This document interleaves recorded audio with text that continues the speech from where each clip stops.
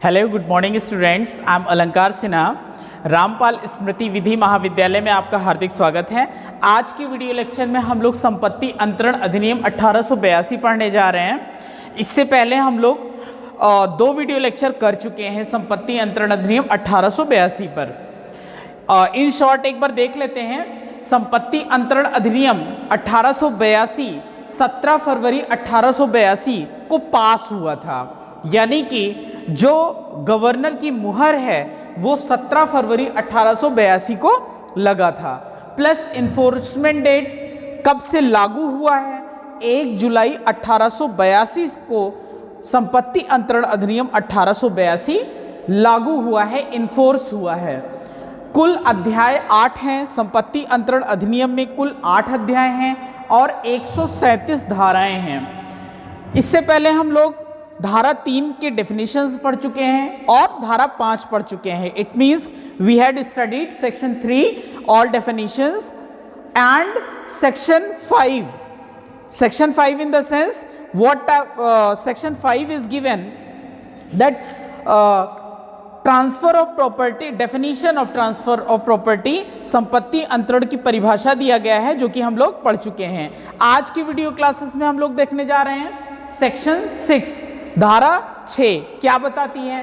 क्या अंतरण किया जा सकता है, means what can be transferred, यानी कौन सी ऐसी प्रॉपर्टी है जिनको हम अंतरित कर सकते हैं, ट्रांसफर कर सकते हैं। अब एक चीज गौर करने वाली बात है, ध्यान देने वाली बात है कि संपत्ति अंतरण अधिनियम में ज्यादातर धाराओं की लैंग्वेज आपको नेगेटिव मिलेगी, यानी कि जो हेडिंग है उसके अकॉर्डिंग आपको नहीं मिलेगा। जैसे यहां पर दिया है क्या अंतरित किया जा सकता है, व्हाट में बी ट्रांसफर्ड, लेकिन इसके अंदर जब हम पढ़ेंगे तो हमें यह पता चलेगा कि क्या ट्रांसफर किया जा सकता है, वो नहीं लिखा है, जबकि ये लिखा है कि क्या ट्रांसफर नहीं किया जा सकता है। यानी कि कुछ पर्टिकुलर चीजें हैं जिनका ट्रांसफर नहीं किया जा सकता है, बाकी बची हुई चीजों का ट्रांसफर हम कर सकते हैं। अगर हमने पूछ लिया कि ये बताइए कि कमरे में कितने लोग हैं, तो आपने कहा, आपने ये बताया कि कमरे के अंदर तो नहीं बता सकते हैं, लेकिन मैं जितने लोग विद्यालय में आए हुए हैं उतना मैं बता सकता हूं कि मात्र 2 लोग बाहर हैं। तो आपने गेस कर लिया कि कमरे में कितने लोग हैं, जाहिर सी बात है कोई नहीं है, क्योंकि जो 2 लोग आए हैं वो बाहर हैं। तो इसी तरह से इसका आंसर यहां पर दिया गया है कि क्या अंतरण किया जा सकता है, तो ये बात नहीं बताई गई है, क्योंकि क्या अंतरण किया जा सकता है ये लार्ज स्केल, ये बहुत बड़ी बात हो जाएगी। अब इन बड़ी बात को अवॉइड करने के लिए हम लोगों ने क्या किया है कि क्या अंतरित नहीं किया जा सकता है ये जान लें, समझ लें। तो क्या अंतरित किया जा सकता है, बाकी बची हुई चीजों का अंतरण किया जा सकता है। जैसे पहला, संभावना मात्र, सिर्फ अगर संभावना है किसी भी चीज की, जैसे क्लॉज ए क्या कहता है, the chance of an heir present succeeding to an estate, the chance of relation obtaining a legacy on the death of a kinsman or any other mere possibility of a like nature can't be transferred। तो क्या क्या नहीं transfer किया जा सकता है? किसी प्रत्यक्ष वारिस की संपदा का उत्तराधिकारी होने की संभावना। पहली संभावना क्या है?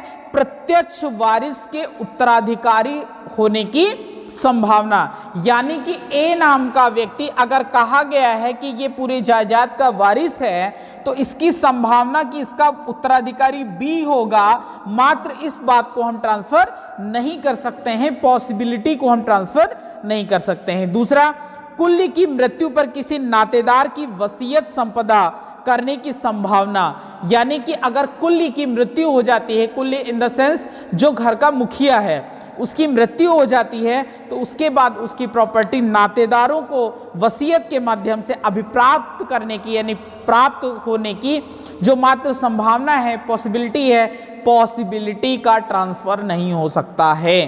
तीसरी संभावना या इसी प्रकृति की कोई अन्य संभावना मात्र अंतरित नहीं की जा सकती है। इन शॉर्ट आपको जानने वाली बात क्या है कि संभावना का अंतरण नहीं हो सकता है। Mere possibility can't be transferred. Second point B, clause B क्या कहता है, किसी उत्तरभावी शर्त के भंग के कारण पुनः प्रवेश का अधिकार। तो अंडरलाइन कर लीजिए, पहले में क्या अंडरलाइन करेंगे, पहले में संभावना अंडरलाइन कर लीजिए कि संभावना का ट्रांसफर नहीं हो सकता है, पॉसिबिलिटी को ट्रांसफर नहीं कर सकते हैं। दूसरे क्लॉज में अंडरलाइन कर लीजिए पुनः प्रवेश का अधिकार, यानी पुनः प्रवेश के अधिकार को भी हम ट्रांसफर नहीं कर सकते हैं। एक बार क्लॉज भी देख लेते हैं, किसी उत्तरभावी शर्त के भंग होने के कारण पुनः प्रवेश का अधिकार मात्र उस संपत्ति के जिस पर तद द्वारा प्रभाव पड़ा है स्वामी के सिवाय किसी अन्य को अंतरित नहीं किया जा सकता। यानी अंतरित किया जा सकता है तो स्वामी को, किसी अन्य को अंतरित नहीं किया जा सकता है। यानी कि इन शॉर्ट हम समझ लेते हैं कि पुनः प्रवेश का अधिकार ट्रांसफरेबल नहीं है। नेक्स्ट पॉइंट, कोई सुखाचार अधिष्ठायी स्थल से पृथकतः अंतरित नहीं की जा सकती। तो एक पॉइंट जो अंडरलाइन करने वाली इंपॉर्टेंट पॉइंट है, ये क्या है, सुखाधिकार यानी ईजमेंट। ईजमेंट को हम ट्रांसफर नहीं कर सकते हैं। तो ईजमेंट क्या होता है, जाहिर सी बात है कि हम अगर किसी कमरे में रह रहे हैं, खिड़की दरवाजा जिधर से हमें हवा आ रही है वो हमारे लिए क्या है, ईजमेंट है, यानी वो सुखाधिकार है। सुखाधिकार को हम ट्रांसफर नहीं कर सकते हैं। तो फर्स्ट क्लॉज में आपने अंडरलाइन किया, क्या ट्रांसफर नहीं हो सकता है, संभावना। अंडरलाइन करिए, संभावना ट्रांसफर नहीं हो सकता। दूसरे में पुनः प्रवेश का अधिकार ट्रांसफर नहीं हो सकता। तीसरे में सुखाचार यानी ईजमेंट को ट्रांसफर नहीं कर सकते हैं।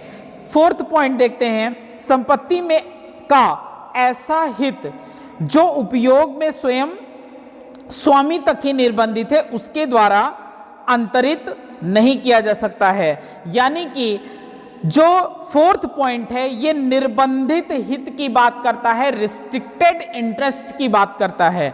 तो रिस्ट्रिक्टेड इंटरेस्ट को भी ट्रांसफर नहीं कर सकते हैं।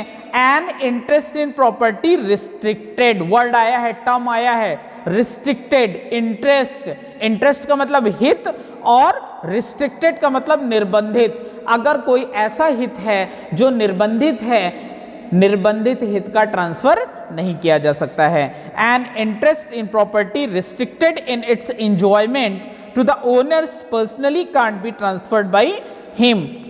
एक बार फिर से देख लेते हैं, संपत्ति में का ऐसा हित जो उपयोग में स्वयं स्वामी ही निर्बंधित है, यानी स्वामी जो प्रॉपर्टी का ओनर है उसे ही रिस्ट्रिक्ट किया गया है, उसके द्वारा स्वामी ही निर्बंधित है, उसके द्वारा अंतरित नहीं किया जा सकता है, यानी कि उसे ट्रांसफर नहीं किया जा सकता है। फोर्थ पॉइंट में अंडरलाइन करने वाली बात क्या है कि निर्बंधित हित का अंतरण नहीं किया जा सकता है। नेक्स्ट पॉइंट है clause D D, a right to future maintenance in whatsoever manner arising secured और डिटरमिन्ड कांट बी ट्रांसफर्ड। तो घा क्या कहता है, भावी भरण पोषण का अधिकार चाहे वह किसी भी रीति से उद्भूत, प्रतिभूत या अवधारित हो, अंतरित नहीं किया जा सकता है। तो फिफ्थ पॉइंट में क्या नहीं अंतरित किया जा सकता है, भावी भरण पोषण के अधिकार का अंतरण नहीं किया जा सकता है, यानी कि फ्यूचर मेंटेनेंस को हम ट्रांसफर नहीं कर सकते हैं। मान लीजिए कि मेंटेनेंस करने की रिस्पॉन्सिबिलिटी किसकी होती है, तो जाहिर सी बात है अगर माँ बाप हैं, बूढ़े हैं, तो बेटों की या बेटियों की रिस्पॉन्सिबिलिटी होती है मेंटेनेंस करने की। पत्नी है तो पति मेंटेन करेगा। इस प्रकार से अगर फ्यूचर में मेंटेनेंस की बात आती है तो ये नहीं कह सकते हैं कि मेरे माता पिता हैं तो मैं पड़ोसी को अपने राइट को ट्रांसफर कर दूं कि मेरे जगह पर पड़ोसी मेंटेन करे पेरेंट्स को। तो इस प्रकार से फ्यूचर मेंटेनेंस को भी ट्रांसफर नहीं किया जा सकता है। नेक्स्ट पॉइंट है वाद लाने का अधिकार मात्र अंतरित नहीं किया जा सकता है। A mere right to sue can't be transferred. It means वाद लाने का अधिकार, मात्र वाद लाने के अधिकार को ट्रांसफर हम नहीं कर सकते हैं। तो मातृवाद लाने के अधिकार को ट्रांसफर नहीं कर सकते का मतलब, यानी कि अगर मैं विक्टिम हूं, विक्टिम सिविल सूट में अगर मैं विक्टिम हूं तो जाहिर सी बात है मेरा नुकसान हुआ है, और अगर मेरा नुकसान हुआ है तो नुकसानी का वाद कौन लाएगा? स्वयं मैं ही लाऊंगा। तो जिसका नुकसान है, नुकसानी का वाद उसे लाने का अधिकार होता है। Swing can't be transferred, mere right to sue can't be transferred, मात्र वाद लाने के अधिकार का ट्रांसफर नहीं किया जा सकता है। अगला पॉइंट बहुत इंपॉर्टेंट है, लोक पद नहीं अंतरित किया जा सकता, यानी लोक पद नहीं अंतरित किया जा सकता और ना लोक ऑफिसर का संबलम उसके देय होने से चाहे पूर्व या पश्चात अंतरित नहीं किया जा सकता। तो ये कॉमन सेंस वाली बात है। मान लीजिए किसी भी व्यक्ति को एसडीएम बना दिया गया, किसी को डीएम बना दिया गया, और अगर ये ट्रांसफरेबल होता तो कह देता नहीं भाई मेरी जगह मेरा भाई देख रहा है और ये कुछ दिन के लिए मेरा भाई एसडीएम बना रहेगा। तो इस तरह से आप देख सकते हैं कि लोक पद, कोई भी पब्लिक ऑफिसर अपनी पोस्ट को ट्रांसफर नहीं कर सकता, यानी लोक पद के का अंतरण नहीं हो सकता है। नेक्स्ट पॉइंट है, वृत्तिकाएं जो सरकार के सैनिक, नौसैनिक, वायुसैनिक, सिविल पेंशन भोगियों को अनुज्ञात हो और राजनीतिक पेंशन में अंतरित नहीं की जा सकती हैं। तो जाहिर सी बात है कि अगर किसी भी व्यक्ति को वृत्तिकाएं यानी सैलरी मिल रही है या पेंशन मिल रहा है तो पेंशन को ट्रांसफर नहीं कर सकते हैं, सैलरी को ट्रांसफर नहीं कर सकते हैं। तो इसका कारण भी आपको समझ में आ रहा होगा कि हम क्यों ट्रांसफर नहीं कर सकते हैं, क्योंकि अगर कोई भी व्यक्ति सैलरी ट्रांसफर करने का ऐसा कोई रूल हो या ट्रांसफर ऑफ प्रॉपर्टी एक्ट के अंतर्गत ये डील होने लगे तो जाहिर सी बात हर व्यक्ति का दबंग बेटा अपने पिताजी की सैलरी को ट्रांसफर करा लेगा अपने अकाउंट में। तो इन सब चीजों, समाज की इन कुछ बुराइयों से बचने के लिए ट्रांसफर ऑफ प्रॉपर्टी एक्ट में कुछ चीजें ऐसी बताई गई हैं जिनका ट्रांसफर नहीं हो सकता है।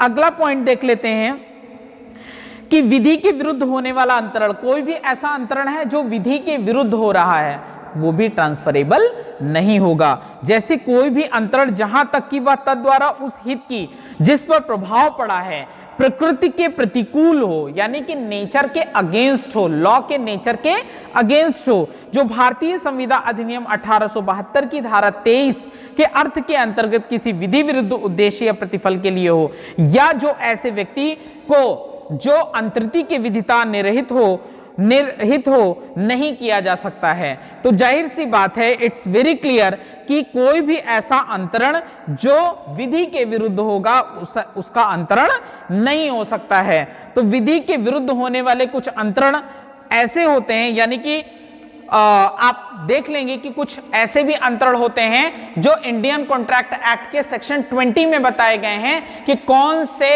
अंतरण या कौन से कॉन्ट्रैक्ट लीगल कॉन्ट्रैक्ट हैं और कौन से शून्य कॉन्ट्रैक्ट हो जाएंगे। तो इस तरह से आप जान सकते हैं कि ऐसे कुछ अंतरण हैं जो विधि विरुद्ध होने के कारण उनका ट्रांसफर नहीं हो सकता है। नेक्स्ट पॉइंट है और लास्ट पॉइंट है कि पट्टाधारी को अधिकारों का अंतरण।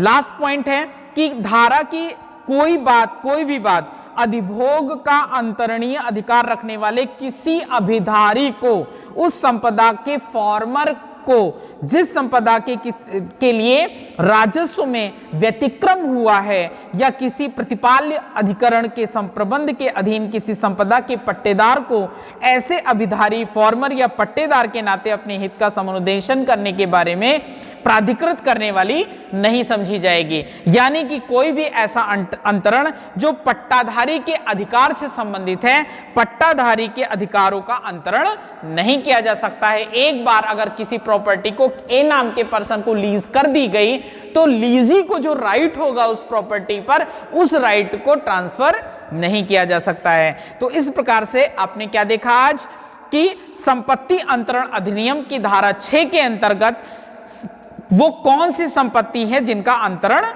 नहीं हो सकता है। तो एक बात समझने वाली है कि हेडिंग में कुछ और है, अंदर जब हम घुस करके पढ़ते हैं, गंभीरता से पढ़ते हैं, वृहद अध्ययन करते हैं तो हमें मिलता है कि अंदर की बातें कुछ और लिखी हैं। जैसे हेडिंग कहता है क्या अंतरित किया जा सकता है और अंदर हमें मिल रहा है कि क्या अंतरित नहीं किया जा सकता है। तो एक कॉमन सेंस वाली बात है कि अगर क्या अंतरित किया जा सकता है लिख दिया जाता तो उसकी लिस्टिंग बहुत लंबी हो जाती है। तो आज के वीडियो लेक्चर में मात्र सेक्शन 6 हमने पढ़ा। नेक्स्ट वीडियो लेक्चर में हम लोग सिलेबस के नेक्स्ट वीडियोस के साथ आएंगे। Thank you so much.